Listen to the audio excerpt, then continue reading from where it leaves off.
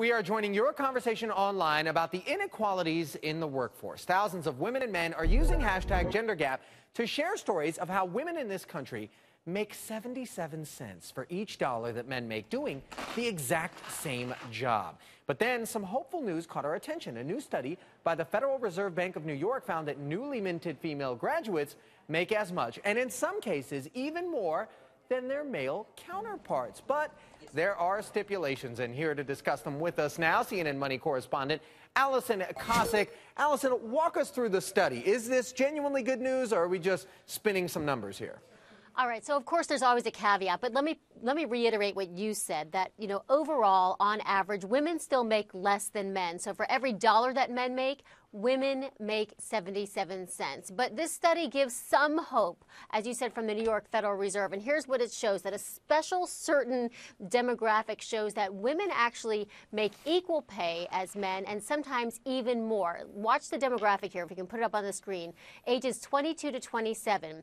You've got to have a bachelor's degree, ladies, and if you do, this study says that you earn 97 cents for every $1 that men make, which means basically that you make as much or maybe even more, especially if you work in certain fields. Now, there's several specific fields here: social services, treatment therapies, industrial engineering, construction services, business analytics. These areas show that young women are earning actually 10% more than men in these fields. But here's the thing. These researchers looked at 73 college majors, and women were paid equal or even more in 29 of these majors. So still, that's less than half. So the reality is women still have a long way to go. Yeah, most definitely. Is this an indication, do you think, that the gender gap is also going to be closing outside of these specific industries?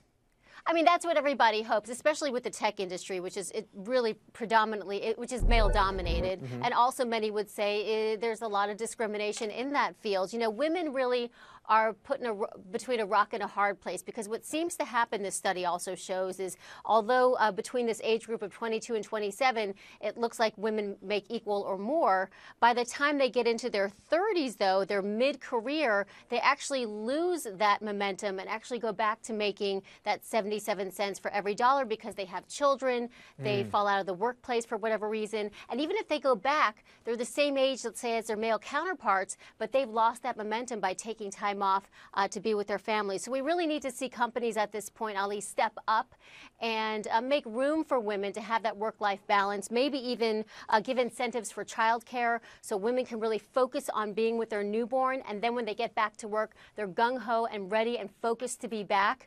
Also, there's got to be less gender segregation. I mean, you've got to see women really get into these higher level positions that are right now male-dominated.